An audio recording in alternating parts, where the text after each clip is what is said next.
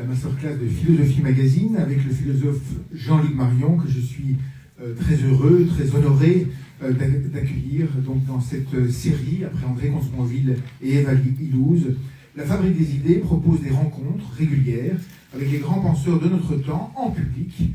Et je remercie d'ailleurs le Club de l'Étoile où nous nous trouvons à Paris de nous accueillir dans cette très belle salle de cinéma.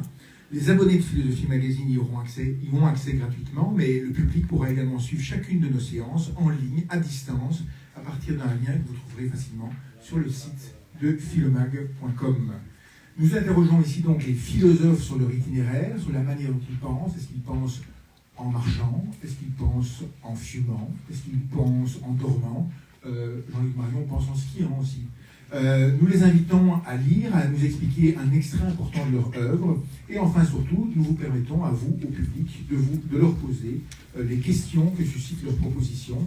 Et je salue ma collègue Ariane Nicolas dans la salle qui va recueillir pendant l'heure qui vient toutes vos questions. Vous pouvez lui écrire dès maintenant sur le chat qui s'affiche sur votre écran. Ariane va rassembler vos questions au fur et à mesure qu'elles lui parviennent et nous y répondrons une à une avec Jean-Luc Marion d'ici une petite heure.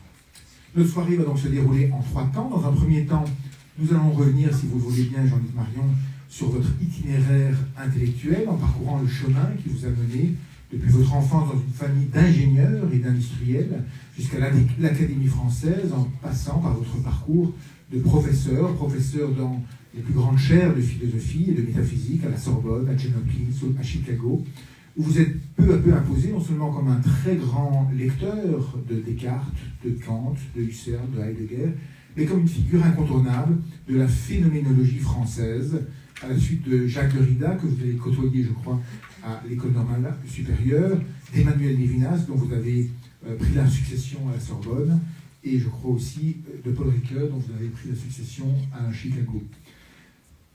Après des travaux d'histoire de philosophie consacrés principalement à Descartes, vous nous en direz un mot, vous avez développé une pensée centrée autour de l'idée de donation.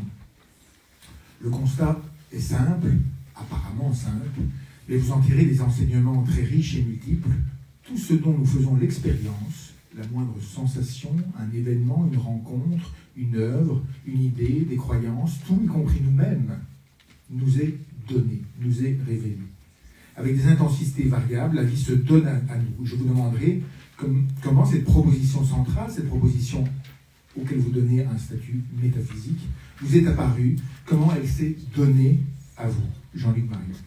Je vous inviterai également à nous expliquer comment elle prend place dans le courant de la phénoménologie, de Husserl à Levinas, puisque vous avez l'ambition, avec ce concept, de parachever en un sens cette aventure intellectuelle en intégrant les enseignants des plus grands de ses représentants. Enfin, je vous interrogerai sur la manière dont vous interrogez au travers de ce prisme, ce concept de donation, aussi bien l'amour que la politique ou la religion. Qu'est-ce qui se donne à nous dans une expérience érotique? Et si Dieu, dans notre tradition, se donne à nous à travers une révélation, à l'heure de la mort de Dieu, comment se monnaie cette révélation? Est-elle encore possible? Dans un deuxième temps, j'ai sélectionné un extrait emblématique de votre grand livre « Étant donné », essai d'une phénoménologie de la donation, justement, où vous définissez très très précisément ce concept. Je vous demanderai, c'est un extrait assez court, je vous demanderai de nous lire, mais surtout de nous l'expliquer avec le talent pédagogique du grand professeur que vous êtes. Enfin, dans un troisième temps, nous ferons place aux questions du public très très nombreux qui est à distance et que je salue, et de vous dans la salle qui aurez la possibilité de poser vos questions à Jean-Luc Marion. Mais commençons donc, si vous le voulez bien, Jean-Luc Marion, par votre itinéraire biographique et intellectuel. Vous êtes né, je le disais, à Meudon, dans la banlieue parisienne. Votre père était ingénieur d'armement au ministère de la Défense, en charge des chars d'assaut. Un enjeu qui a retrouvé une certaine actualité dans l'actualité récente.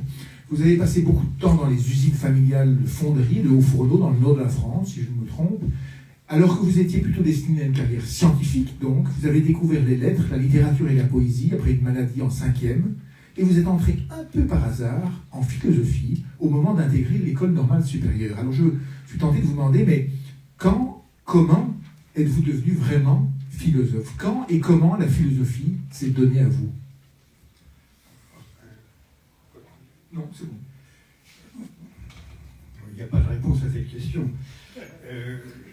Quand suis-je devenu philosophe?